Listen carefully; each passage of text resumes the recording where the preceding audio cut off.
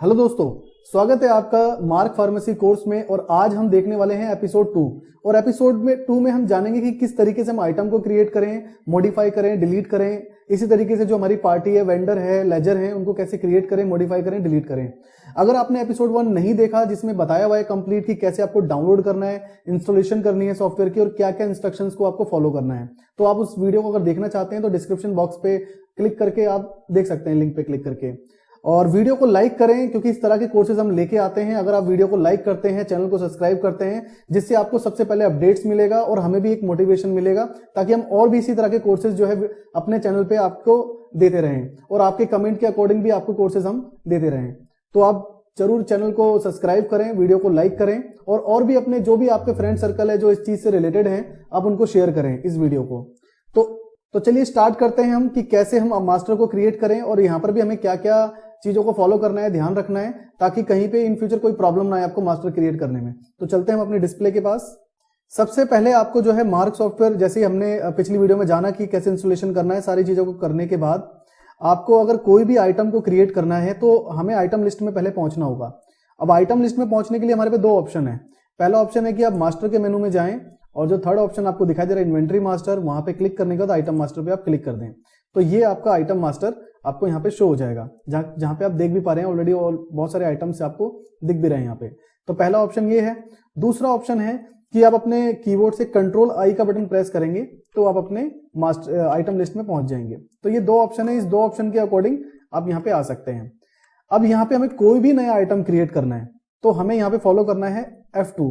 अगर आप लैपटॉप वगैरह यूज कर रहे हैं तो अब जितने भी आज के कीबोर्ड, जितने आज के जनरेशन के सब जो कीबोर्ड आ गए हैं उसमें FN के साथ यूज करना पड़ता है। तो आप पहले F2 यूज करें। अगर वर्किंग में नहीं है तो आप FN F2 यूज करें। तो मैं यहाँ पे डायरेक्टली F2 यूज करता हूं। तो देखिए जैसे ही मैंने F2 किया तो F2 से एक नई विंडो ओपन होगी न्यू प्रोडक्ट की, जैसे कि आप यहाँ पे देख पा रहे हैं न्यू प्रोडक्ट की जो है यहाँ पे चालू होगी विंडो। अब यहाँ पे प्रोडक्ट में आपको सबसे पहले प्रोडक्ट का नाम डालना है, जैसे कि मैं डाल देता हूं क्रोसिन टैबलेट। तो इस तरीके से आप प्रोडक्ट का आप यहाँ पे नाम डालें और यदि जैसे क्रोसिन टैब 10 mg और उसके बाद आपको जो ये दिखाई दे रहा है पैकिंग, अब इसके अंदर आपने ये प्रोडक्ट तो डाल दिया।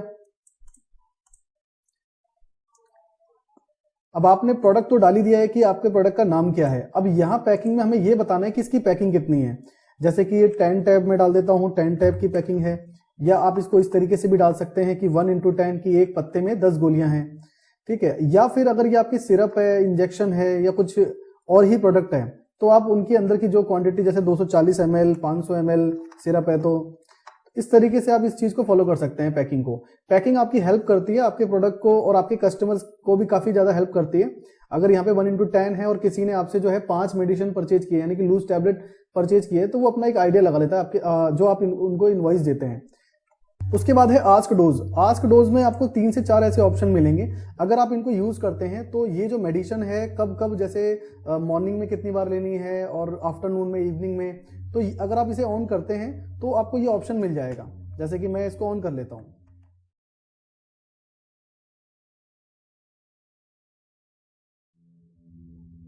मैंने ऑन कर लिया मेडिसिन। अब क्या है कि जैसे ही मैं आइटम को सेव करूंगा तो लास्ट में आपको देखने को मिलेगा कि ये जो है मेडिसिन कब कब ली जाती है। इससे बेनिफिट ये होगा कि जब भी आप किसी का भी इनवॉइस करेंगे, किसी भी पेशेंट का, तो आपको इनवॉइस पे भी ये प्रिंटेड नजर आएगा कि आपको ये मेडिसिन कब कब लेनी है। तो इसका यूज कर सकते हैं आप। और यूनिट फर्स्ट और यूनिट सेकंड जो आप देख पा रहे हैं, यूनिट फर्स्ट में जैसे अगर टैबलेट या स्ट्रिप का केस है तो इसी तरीके से आप यूज करेंगे टैब स्ट्रिप। और अगर कोई आपका जैसे कि सिरप है, इंजेक्शन है या कोई और अदर आइटम है तो आप उसको यूनिट फर्स्ट में भी पीसेस रखेंगे और यूनिट सेकंड में भी पीसेस रखेंगे। और यदि ये आपका सिरप है तो SYP, दोनों में हर एक चीज फॉलो करेंगे। ये जो अलग अलग चीजें जो फॉलो करनी है आपको 2 ही केस में फॉलो करनी है, या तो टैब स्ट्रिप हो या फिर कैप्सूल स्ट्रिप हो, जैसे कि हमने इसको कर दिया। उसके बाद डेसिमल्स आप 9 ही रखें। डेसिमल ज्यादातर ग्रोसरी वगैरह में यूज होता है या होलसेलिंग में यूज होता है। फास्ट सर्च, अगर आप चाहते हैं कि CRN लिखने से भी मेरा आइटम जो है आ जाए सेलिंग के टाइम पे, तो इस तरीके से आप फास्ट सर्च भी लगा सकते हैं। और कलर टाइप में आप चाहते हैं कि जो ये आइटम है अलग ही एक कलर में शो हो, या आप अपने आइटम की कैटेगरी, कलर कैटेगरी डिफाइन करना चाहते हैं कि इस तरीके के आइटम रेड में होने चाहिए और दूसरे तरीके के आइटम जो आपको यहाँ कलर दिखाई दे रहे हैं, इन कलर को आप चूज कर सकते हैं। फिलहाल के लिए मैं इसे नॉर्मल कर देता हूँ और नॉर्मली यूज करें आप। आइटम टाइप में जैसे कुछ आइटम ऐसे होते हैं कि जिनको स्टोरेज में हमें मेंटेन करना होता है, या फिर कुछ आइटम ऐसे भी हैं जो कॉस्टली हैं। तो अगर हम प्रॉपर उसकी रिपोर्ट चाहते हैं, प्रॉपर उसकी ट्रैकिंग चाहते हैं, तो हम यहाँ पे सिलेक्ट कर लेंगे ताकि हमें प्रॉपर उसकी रिपोर्ट मिले। अभी फिलहाल के लिए हम इसे नॉर्मल कर लेते हैं। अब यहाँ पे है कंपनी, जो आइटम आप क्रिएट कर रहे हैं उसकी कंपनी जो है वो कौन सी है। तो सिंपल आप अपने कीबोर्ड से एंड बटन प्रेस करें यहीं पे और सर्च करें कि कौन सी कंपनी है। जैसे कि यहाँ पे सिप्ला है, और भी जो है कंपनीज आपको नजर आ रही है। अब बाई चांस मान लीजिए वो कंपनी है नहीं कंपनी लिस्ट में आपके, तो आप नई कंपनी बनाने के लिए भी F2 प्रेस करेंगे। अब मैंने F2 प्रेस किया और यहाँ पे नई कंपनी को क्रिएट कर दिया सिप्ला न्यू के नाम से। देन उसके बाद आप एंटर करके, और कोई भी चीज आपको फिल नहीं करनी, सेव कर देना है। अब यहाँ पे देखिए मैं टाइप करता हूँ सिप्ला, तो यहाँ पे आ गया सिप्ला न्यू। या मान लीजिए यहाँ पे कंपनी के नाम में भी कोई आपको करेक्शंस करनी है या कोई गलती होगी आपसे, तो F3 का बटन प्रेस करके आप इसको चेंज कर सकते हैं। जैसे मुझे करना था सिप्ला न्यू कंपनी डॉट, और उसके बाद कंट्रोल W से सेव कर दें। तो देखिए कंपनी आपकी यहीं पे जो है करेक्शन होगी, मॉडिफाई होगी। तो मैंने इसे सेलेक्ट कर लिया। इसी तरीके से साल्ट है। अब यहाँ पे जैसे आप साल्ट पे गए, N का बटन आपने प्रेस किया और यहाँ पे जो साल्ट है, अगर आप नया साल्ट क्रिएट करना चाहते हैं तो F2 करके जो भी साल्ट है एंटर करें, देन स्केप, और स्केप करने के बाद देखेंगे तो आपका साल्ट जो है यहाँ पे क्रिएट हो चुका है। और उसके बाद सिलेक्ट कर लेंगे। इसी तरीके से कैटेगरी है, कैटेगरी पे भी आप N का बटन प्रेस करेंगे और जो कैटेगरी आपकी यहाँ पे बनी हुई है, अगर आप अपनी कैटेगरी बनाना चाहते हैं तो F2 करेंगे। अगर आप ध्यान दे रहे हो ध्यान से, तो हमें कहीं पे कोई भी चीज नई क्रिएट करनी पड़ रही है तो हम F2 यूज कर रहे हैं, और कुछ भी चीज अगर हमें मॉडिफाई करनी पड़ रही है तो हम वहां पे F3 यूज कर रहे हैं। तो इस तरीके से जो है आप करते हुए जा सकते हैं, लेकिन कंडीशन यही है कि जो विंडो ओपन है F2 करेंगे उसके अकॉर्डिंग चीजें जो है क्रिएट होगी। अभी जैसा कि आप देख पा रहे हैं कि अभी जो विंडो ओपन है वो कैटेगरी की विंडो ओपन है। अगर मैं यहाँ पे F2 कर रहा हूं तो ये कैटेगरी नई जो है क्रिएट होगी। तो मैंने यहाँ पे कैटेगरी कर ली, तो देखिए ये कैटेगरी क्रिएट हो चुकी है। अगर मुझे मॉडिफाई करना है तो F3 करके मैं इसको मॉडिफाई कर दूंगा। तो देखिए ये मॉडिफाई हो गया। अब मेरे को जो चूज करना है मैंने सिलेक्ट किया। उसके बाद HSN same as it is ऐसे ये भी फॉलो होगा। आप N का बटन प्रेस करेंगे, बाय डिफॉल्ट यहाँ पे HSN बने हुए हैं। अगर आपको नया HSN बनाना है F2 प्रेस करके जो भी HSN नंबर है वो आप फिल करें, और अगर कोई नाम यहाँ पे देना चाहते हैं तो नाम भी आप डाल सकते हैं, और जो भी टैक्स इस पे अप्लाई होता है उसका हाफ टैक्स आप यहाँ पे फिल करें। देन एंटर कंटिन्यूसली एंटर करके आप उसको ये फिर ऑटोमेटिक सेव हो जाएगा। देन उसके बाद स्केप करें तो देख पा रहे होंगे आप कि हमारा HSN भी क्रिएट हो गया। उसके बाद आप एंटर करें, जो आपने HSN में टैक्स डिफाइन किया है यहाँ पे ऑटो फिल होके आ जाएगा। जैसे कि आप देख पा रहे हैं कि 6 SGST CGST और टोटल IGST इस तरीके से, और CSR को आप 0 ही रखें, एंटर। उसके बाद इसकी MRP कितनी है आप यहाँ पे MRP फिल कर दें। आपका जो ये P रेट है, P रेट का मतलब परचेज रेट है, अब ये कितने रुपए में आपके पास आती है वो आप फिल कर दें। और कॉस्ट अगर आपको एग्जैक्ट पता है तो आप डाल सकते हैं, नहीं तो जब आप परचेज की एंट्री करेंगे तो ऑटोमेटिक ये आपकी जो कॉस्ट है वो डिफाइन कर देगा। अब सेल, ये rate A, rate B, rate C, ये तीनों ही आपके सेल रेट हैं। आप चाहते हैं कि ये हम 42 में भी सेल करना चाहते हैं, 45 रुपए में भी सेल करना चाहते हैं और 50 में भी सेल करना चाहते हैं, तो आप इस तरीके से इसे यूज कर सकते हैं। और यदि आप चाहते हैं कि हमारा कोई अलग अलग रेट का कोई ज्यादा इतना डेफिनेशन नहीं है, सिंपल हम जो है सेल करते हैं MRP बेस पे और डिस्काउंट दे देते हैं कस्टमर को, तो आप सिर्फ रेट A में ही जो है रेट अपने डाल के रखें, बाकी चीजों को आप खाली छोड़ दें। उसके बाद जो है इसमें कन्वर्जन स्ट्रिप, ये बहुत इंपॉर्टेंट है आपके लिए। जैसे कि इसमें कन्वर्जन किया है 10 का, कि इसके अंदर 10 गोलियां हैं। ये आपको जब भी यूज करना है अगर आप चाहते हैं कि कोई हमसे लूज टैबलेट लेता है।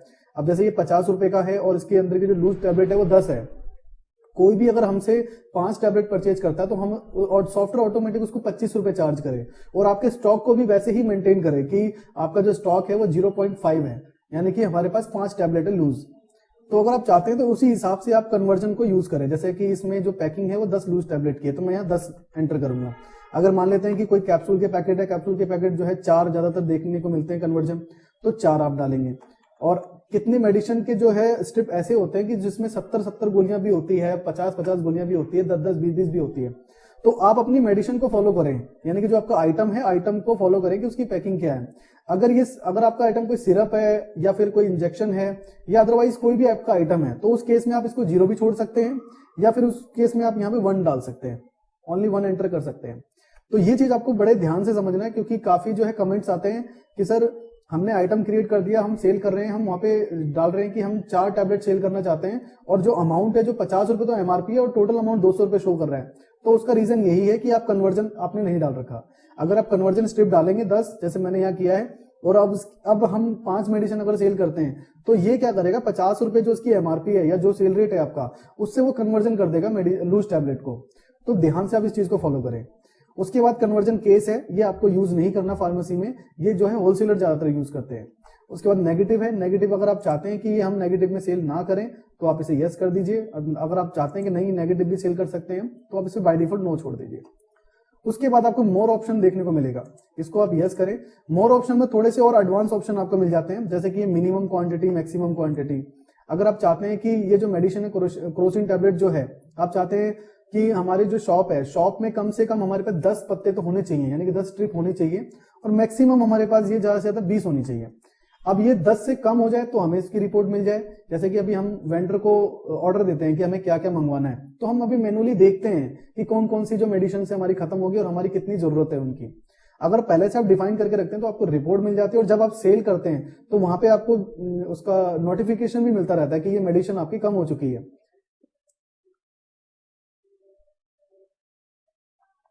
तो इसी तरीके से जो है मैक्सिमम भी आप यूज कर सकते हैं कि अगर कोई मेडिसिन आपके पास ज्यादा आ गई है तो आप उसको जल्द से जल्द सेल करें।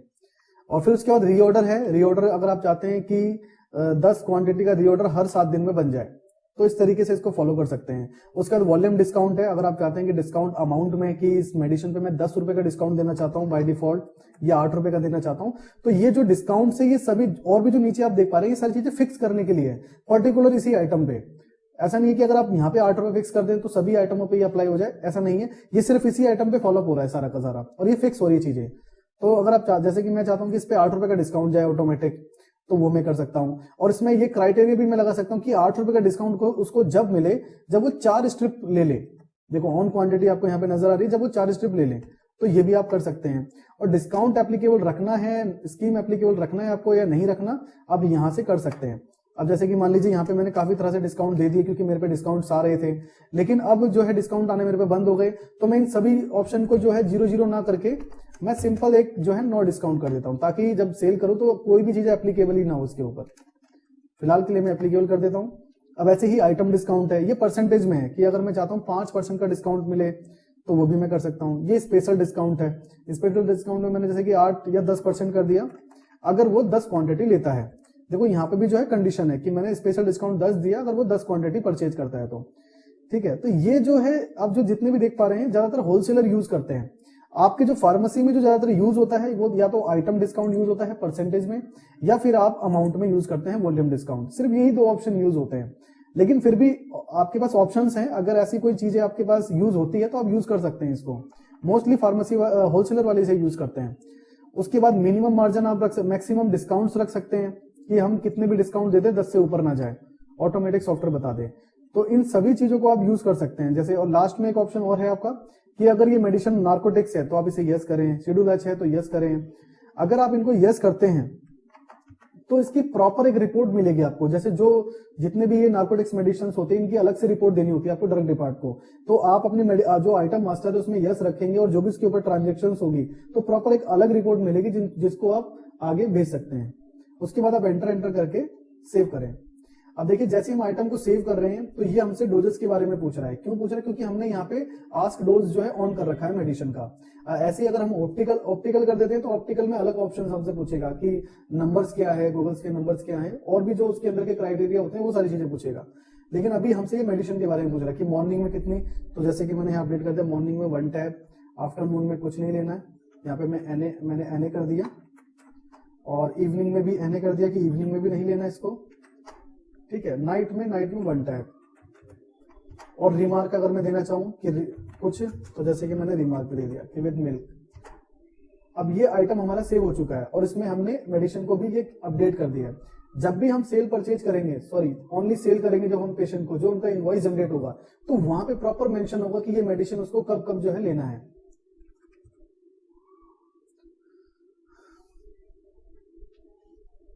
आई होप आपने समझ लिया होगा कि आइटम को हमें क्रिएट कैसे करना है। अब इसका आगे का जो प्रोसीजर ये है कि अगर कोई आइटम क्रिएट हो चुका है अब हमें इसको मॉडिफाई कैसे करना है। तो मॉडिफाई करने के लिए हमें सिंपल F3 का बटन यूज करना है। अभी हमने वीडियो में भी बात करी कि हमने कंपनी क्रिएशन किया, कैटेगरी क्रिएशन किया, HSM क्रिएट किया, तो वहां पे हमने यही चीजें फॉलो करी है कि जो हमें एक नई कंपनी क्रिएट करनी है विंडो ओपन होती है कंपनी की, हमने F2 से कंपनी क्रिएट कर दिया, और कोई भी चीज मॉडिफाई करनी होती है तो F3 से हम मॉडिफाई कर लेते हैं। तो इसी तरीके से ये चीजें यहाँ पे भी अप्लाई होती है आपकी, क्योंकि जो भी आपका आइटम है, आइटम अगर आपको मॉडिफाई करना है तो F3 यूज करें। अब इसके अंदर जो भी मॉडिफाई करना है आपको, सपोज कि हमसे ये गलती होगी कि ये 10 mg हमने डाल दिया, ये 15 mg है, तो हमने इसे अपडेट कर दिया, और या फिर हमसे ये कंपनी नेम गलत है, तो हम गए दोबारा से और कंपनी को हमने चेंज कर दिया। अब इसी तरीके से टैक्स गलत है, टैक्स सही कर सकते हैं, कन्वर्जन गलत है, कन्वर्जन सही कर सकते हैं, या डिस्काउंट में हमने 5% कर दिया, हमें कम करना था, 4% करना था। देन उसके बाद एंटर करके आप इसको सेव कर देंगे। अगर डायरेक्ट सेव करना चाहते हैं तो कंट्रोल W से भी आप सेव कर सकते हैं। अब देखिए ये लास्ट में ये ऑप्शन भी पूछ रहा है कि इसके अंदर भी कोई मॉडिफिकेशन करनी है या नहीं, तो हमें अगर इसमें नहीं करनी तो एंटर के हमने खाली छोड़ दिया इसको, जो पहले से फिल है हमने वही रहने दिया। तो अब आप देख पा रहे हैं कि ये पहले 10 mg शो हो रहा था जो हमने जो बनाया था पहले, लेकिन अब हमने इसको मॉडिफाई कर दिया, 15 mg कर दिया। तो इस तरीके से आप आइटम को मॉडिफाई कर सकते हैं, बना सकते हैं, बहुत ईजी है, बहुत ईजी स्टेप है। अब अगर आप चाहते हैं कि ये आइटम डिलीट करना, तो देखिए मैं इस आइटम को डिलीट करता हूं। देखो ऊपर वाला आइटम जो है डिलीट नहीं हो रहा, लेकिन अगर मैं नीचे वाला आइटम डिलीट करता हूं तो हो जाता है, कंप्लीटली डिलीट हो गया। अब इसका क्या रीजन है? इसका एक ही रीजन है कि जो ऊपर वाला आइटम जो शो कर रहा था उसमें ट्रांजेक्शन हो चुकी है। कोई भी अगर आइटम है जिसको आप परचेज कर चुके हैं या सेल कर चुके हैं, यानी कि ट्रांजेक्शन एड ऑन हो चुकी है, तो वो आइटम आपका डिलीट नहीं होगा। सबसे पहले आपको उसकी ट्रांजेक्शंस को डिलीट करना होगा, देन उसके बाद वो आइटम आपका डिलीट होगा। तो अगर ऐसा केस है तो आप ध्यान रखें इस चीज का। अब आप कहेंगे कि वो फिर डिलीट कब होगा? जब आप नया फाइनेंशियल ईयर क्रिएट करेंगे तो वहां पे एक ऑप्शन आता है नॉन वर्किंग आइटम, तो उस ऑप्शन को आप जो है डिसेबल रखें, ताकि वो आइटम आपका जो नया फाइनेंशियल ईयर बनेगा वहां पे ना जाए। तो उस टाइम पे आप इस तरीके से कर सकते हैं। तो आई होप आपको ये समझ में आ गया होगा कि हमें आइटम को क्रिएट कैसे करना है, मॉडिफाई कैसे करना है, डिलीट कैसे करना है। अगर कोई आइटम डिलीट नहीं हो रहे हैं तो उन आइटम को हम कैसे डिलीट करेंगे, ये भी आपको क्लियर हो चुका है। अगर कोई आपका इसके रिगार्डिंग कोई आपका क्वेश्चन रह गया हो या कोई ऑप्शंस आपको समझना हो स्पेशली, तो आप मुझे कमेंट बॉक्स में कमेंट करके बता सकते हैं। बाकी वीडियो को आप लाइक करें। अब हम चलते हैं नेक्स्ट, जो हमारा अगला जो टॉपिक है वो है अब लेजर क्रिएशन का।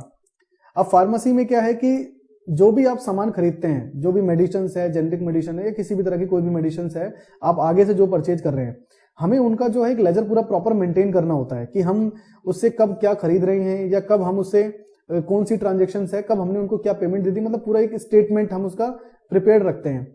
तो उसके लिए हमें क्या है, लेजर चाहिए होता है, उसका खाता चाहिए होता है कि कैसे है। तो हमें खाता बनाने के लिए जाना होता है मास्टर से लेजर मास्टर, और उसके बाद न्यू लेजर पे आप क्लिक करेंगे।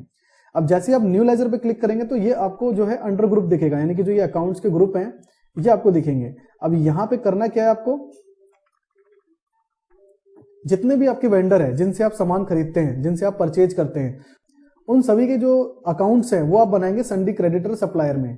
अब जैसे ही मैं संडी क्रेडिटर सप्लायर पे एंटर करता हूं तो देखिए यहां पर भी एक जो है क्रिएट लेजर का एक विंडो ओपन हो गया। जैसे कि अभी हमने प्रोडक्ट क्रिएट किया तो प्रोडक्ट में भी जो है न्यू प्रोडक्ट का विंडो ओपन हुआ, जिसमें हमने डिटेल फिल करी प्रोडक्ट की, और उसके बाद उसको हमने सेव कर दिया। अब इसी तरीके से जिस वेंडर से आप सामान को खरीदते हैं, यानी कि परचेज करते हैं, उनको बनाने के लिए आपको संडी क्रेडिटर सप्लायर लेना है, और उसके बाद जो उनकी डिटेल्स है वो डिटेल्स यहाँ पे फिल करनी है। जैसे कि लेजर नेम में आपको उनकी फर्म नेम डालना है, जैसे कि मैंने यहाँ पे डाल दिया SB ट्रेडर्स। स्टेशंस अगर डालना चाहें तो डाल सकते हैं।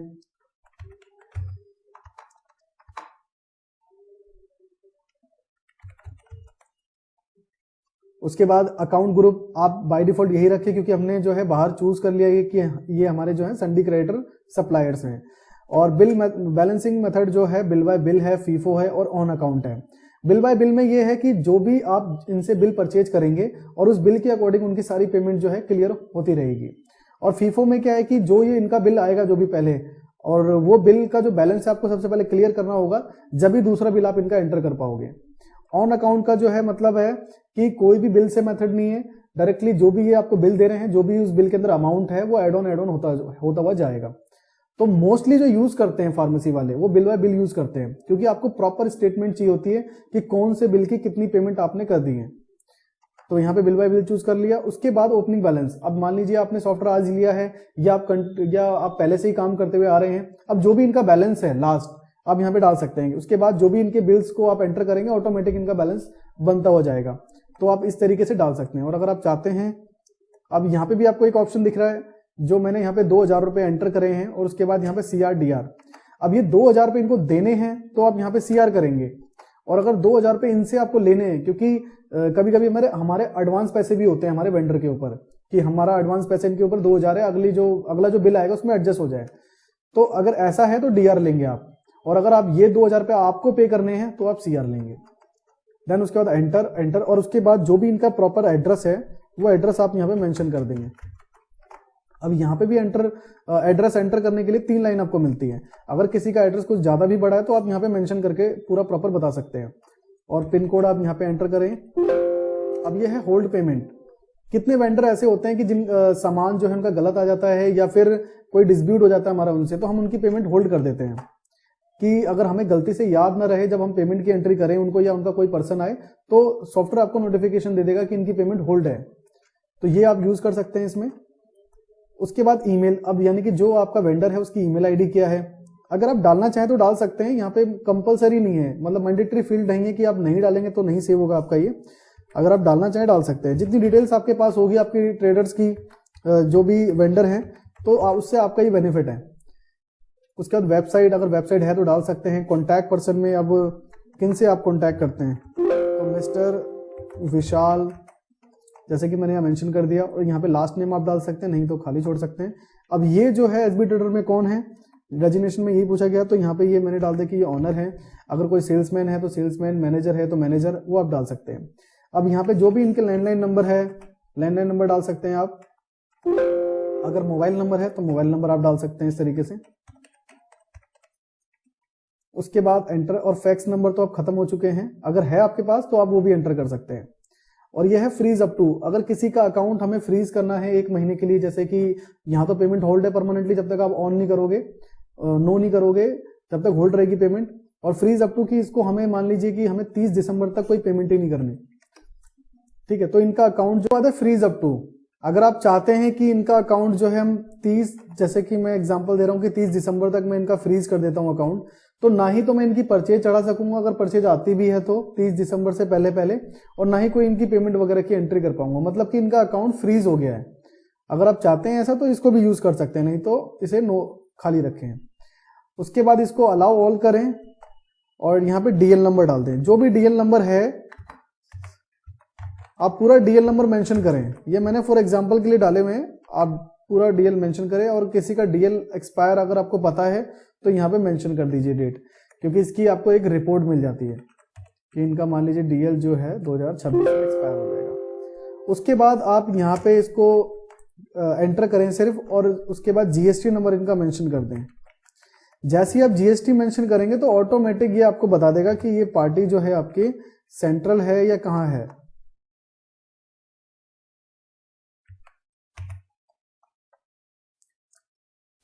जैसे ही एंटर करेंगे तो देखिए अगर ये पार्टी सेंट्रल की होती है तो ऑटोमेटिक सेंट्रल आपको बता देता। अब मान लीजिए मैं इसे सेंट्रल कर देता हूँ, हरियाणा की पार्टी डाल देता हूँ, एंटर किया मैंने, यस।